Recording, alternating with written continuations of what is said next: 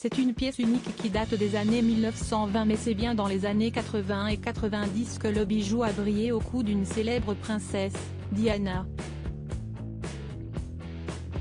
Le Daily Mail précise que la princesse de Galles est tout simplement la seule à avoir porté ce pendentif en forme de croix, dit croix d'Atala, du joaillier Garrard.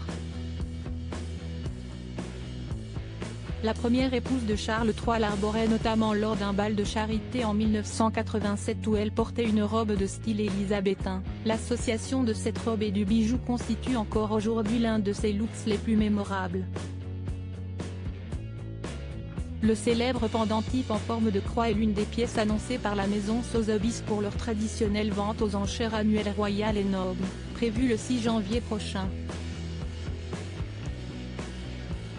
Selon les estimations, le bijou pourrait faire s'envoler les enchères jusqu'à atteindre 120 000 livres sterling, soit plus de 136 000 €. Outre sa composition en or et argent, avec des améthystes et des diamants, c'est bel et bien son lien avec Lady Di qui lui procure une telle valeur.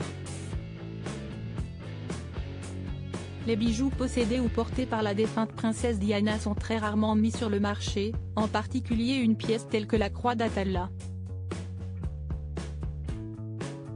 Nous sommes persuadés que cette pièce unique des années 1920, d'une provenance exceptionnelle et portée uniquement par la princesse elle-même, attira un grand nombre d'enchérisseurs, a expliqué Christian Spofford, le spécialiste joaillerie de la maison Sotheby's, à nos confrères britanniques.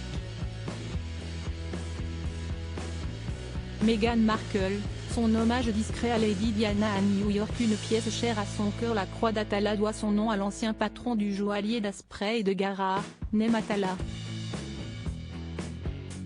La princesse Diana et mon père étaient amis et je me souviens qu'elle venait souvent le voir dans le magasin historique Garrard de Regent Street, où se trouvait son bureau, et qu'elle avait demandé à emprunter le pendentif à plusieurs reprises. Elle aimait vraiment cette pièce, a témoigné le fils de ce dernier, Ramsay Atala, qui a hérité de l'entreprise familiale et du collier. Article écrit en collaboration avec 6 Médias. Crédit photo, Imago panoramique.